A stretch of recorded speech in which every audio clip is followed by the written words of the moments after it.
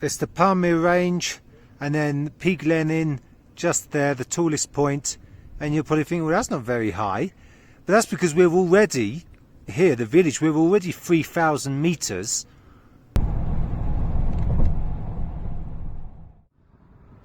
I'm in Batken region, which is the least developed and least visited region in Kyrgyzstan.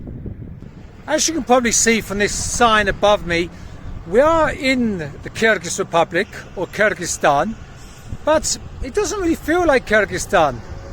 Indeed, the majority of people here are from either neighbouring Uzbekistan or Tajikistan.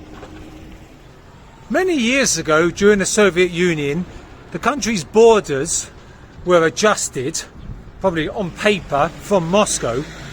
And at the time, it didn't really make much difference because they were all one country anyway. But since independence, it has caused some problems with the haphazard nature of the border here, and the people of different nationalities quite often living in a different country to their own. A good example of this is a little enclave that's not too far from here. Now, it's in the territory of Kyrgyzstan, surrounded all by Kyrgyzstan, but the territory actually belongs to Uzbekistan. And the vast majority of people that live in that territory are from Tajikistan. So it's a kind of a complex situation here. In fact, a lot of problems all around the world are as a result of politicians just drawing up lines and borders on maps, but not really taking into account the consequences on the ground in such places.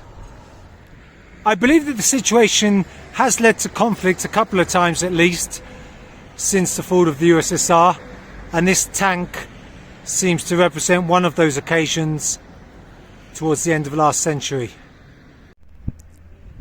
This statue is nothing to do with any recent conflict.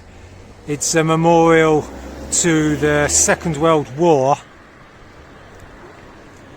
If you look there, what was once upon a time the everlasting flame has long since gone out, but the Soviet Red Star remains. And if you look carefully, these Red Army soldiers are crushing the Nazi symbol.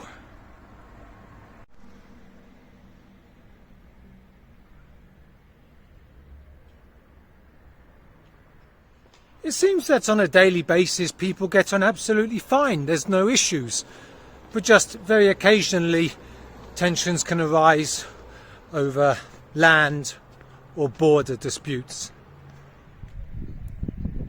What's interesting is that this is a school, and even 30 years after the fall of the USSR, the school kids are still greeted by Lenin as they go to school every day.